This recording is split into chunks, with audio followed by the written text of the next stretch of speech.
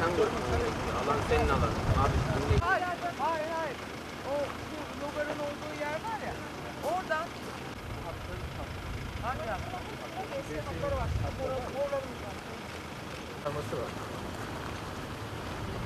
Ve buradan da karşıya geçilmesi gerekiyor aynı şekilde. İşte karşıya bağlantısı. Yani muhtarımın talebini. Yani burası sadece Özal değil. Şahlan, Vindal, Suluköy, Yani organize Sütlüce, bölgesi hepsi. olduğu için herkes buraya kullanıyor. Evet.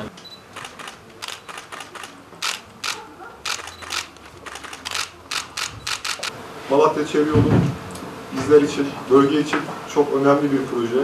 Bunun farkındayız. Gereken hassasiyeti bakanlığımız ve genel müdürlüğümüz en iyi şekilde gösteriyorlar. Bize düşen de bu hassasiyeti sonuna kadar getirebilmek, bu yolun açılışını bitmiş olarak 44.8 ana aks olmak üzere toplamda 53.5 kilometreyi bu senenin sonunda bitirebilmek konusunda bir hedefimiz var. İnşallah bu konuda Allah bizi mahcup etmez. Toplantılarda temel amacımız Malatya'daki yol ağını güçlendirmek, altyapıyı sağlam hale getirmek ve uzun süreçtir üzerinde konuşulan çevre yoluyla alakalı çalışmaları nihayetlendirmek. Sizin de bu noktada Malatya'da bize göstereceğiniz, yapacağınız yardımlar hakikaten çok önemli. Malatya, Doğu Anadolu'yu Orta Anadolu'ya, yani Doğu'yu Batı'ya bağlayan illerimizden bir tanesi. Çevre yolumuz o yönüyle çok önemli. Şu anda Kuzey Çevre Yolumuzun yaklaşık yarısı bitmiş vaziyette. Yeşilyurt bölgesinde de Sivas yoluna kadar ulaşılmış durumda. Şu anda Yaka, Kendirli, Samanköy bölgesinde de çalışmalar devam ediyor. Planlandığı gibi de gidiyor inşallah. Aldığımız bilgilere göre de önümüzdeki Ocak ayı içerisinde biten kısım da inşallah trafiğe açılır. Tabii aynı zamanda Yeşilyurt bölgemizde özellikle Kuyulu, Özalköy'ü, Sütlüce, Tohma, Kırkpınar, Duranlar, Göktarla gibi bizim mahallelerimizin de karayollarıyla ilgili talepleri vardı. Onları da bölge müdürlüğümüzde istişarelerde bulunduk. Ulaştırma Bakanlığımızın bugüne kadar Malatya'ya yapmış olduğu yatırımlara baktığımız zaman çok güçlü yatırımları, 35 katrilyonluk yatırımın yaklaşık 9 katrilyonunu, 9 milyarını biz Ulaştırma Bakanlığımızdan almış vaziyetteyiz. Sadece 36 kilometrelik 2002 öncesi Malatya'da yolumuz varken bugün 408 kilometre, yanlış hatırlamıyorsam rakamı, 438 kilometreye çıktığını net bir şekilde söyleyebiliriz ve yaklaşık 10 kattan fazla bir artışla Malatya'mıza asfalt yol, karayollarımızın bölünmüş yollarını kazandırmış vaziyetteyiz. Yaklaşık 3 ayda bir, en geç 6 ayda bir bürokratlarımız, Karayolları Bölge Müdürümüz ve ekiplerimizle bir araya geliyoruz. Sebebi bütün Malatya'nın artık yılan hikayesine döndü dediği Kuzey Çevre Yolu. Ama inşallah yılan hikayesinden, yılanın artık tamamen konuşulmadığı, üzerinden geçildiği bir döneme girdik. Ve şu anda Malatya Kuzey Çevre Yolumuzun yaklaşık %51.68'i 26,5 kilometrelik kısmı asfaltlanmış ve tamamlanmış vaziyette.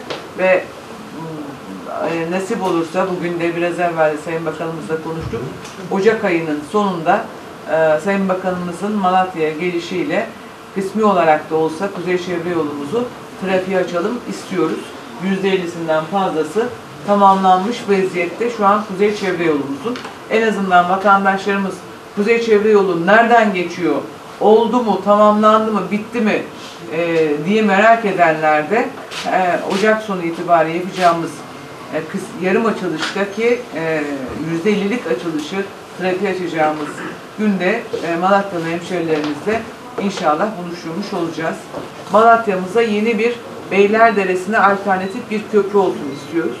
Bunun için organize sanayideki, hele de sabah gidiş gelişlerde çok ciddi bir trafik var ve trafik kazaları, yoğunluk bütün iş adamlarımızı da, sanayicilerimizi de, Malatya'da yaşayan bütün vatandaşlarımızı da çok ciddi manada rahatsız ediyor. Doğuyu batıya bağlayan bir yol güzergahı halinde.